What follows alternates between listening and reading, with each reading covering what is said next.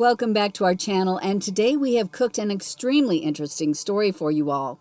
Let us begin with the same old but pretty favorite concept of time travel. Yes, we know it's a field of uncertainty, filled with lots of stories and conspiracies. All of us are aware that we don't have a time machine unless someone is hiding one giant machine in their basement. And we also know that time travel is physically impossible according to the laws of physics. Maybe in the future, one true genius might figure out the way to time travel, but for now, we know that it's a blank page. But then we hear stories and whispers. We hear of people who have time traveled one way or the other, seen the future or the past. And while most of these are hoaxes, many of their stories come out to be chillingly true. That does put us in a dilemma. If we are seeing that their stories are true, maybe they did travel through time. Or did they coincidentally make accurate predictions? We don't know, and there is a chance that we will never figure out such questions. But today, we are going to tell you the story of one of the most famous time traveler legends, Paul Amadeus Dienach.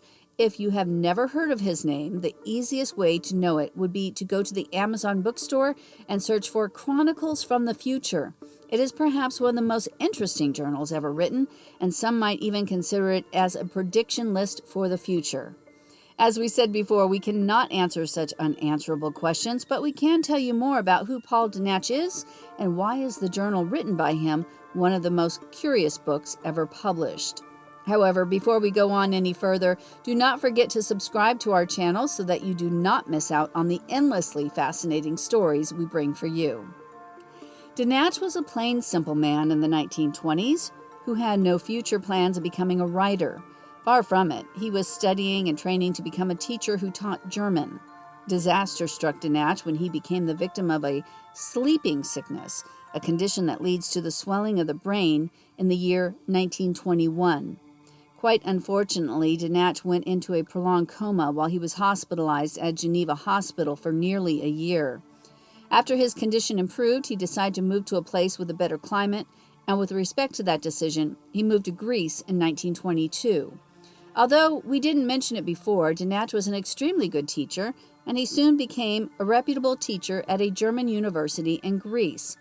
Like every teacher, he had a particular student who was his favorite, George Papahatsis, who later on became the vice president of the National Council of Greece. However, bad luck seemed to follow Dienach as he was diagnosed with bad health and tuberculosis just 2 years later.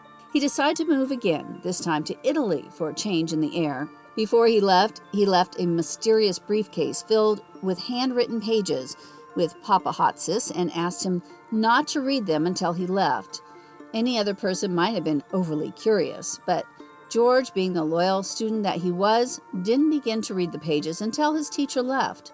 The first idea he had was that Dienach had left him German study notes, but as soon as he started reading the pages more carefully, he was amazed and confused between whether it was merely a man's imagination or a real experience. He realized soon that he was reading a personal diary written by Dienach after his coma. The pages described the extraordinary story that Dienach wasn't in a coma during the year 1921. Rather, he was projected in the body of another man with the name Andrew Northman, who lived in the year 3906. He was living in Northman's body, and through his consciousness in the future, and the pages were the tale of what he lived through. According to Dienach, the people he had contact with in 3906 AD were aware of this condition and decided to explain to him about his surroundings, the place, and the time, and also elaborated the future events in great detail. They refrained from telling him about events that happened in the 20th century because of the belief that he might try to change the course of history, but didn't leave out anything between the 21st and 40th century. His curiosity reaching dangerous heights, George worked hard to translate the thousands of pages that Dienach had narrated, and only rested during the World War I and World War II due to the constant moving and dangers around him. After the conditions around him were favorable, George tried his best to track down any living relatives of Dienach in Greece and even Zurich for 14 long years, from 1952 to 1966.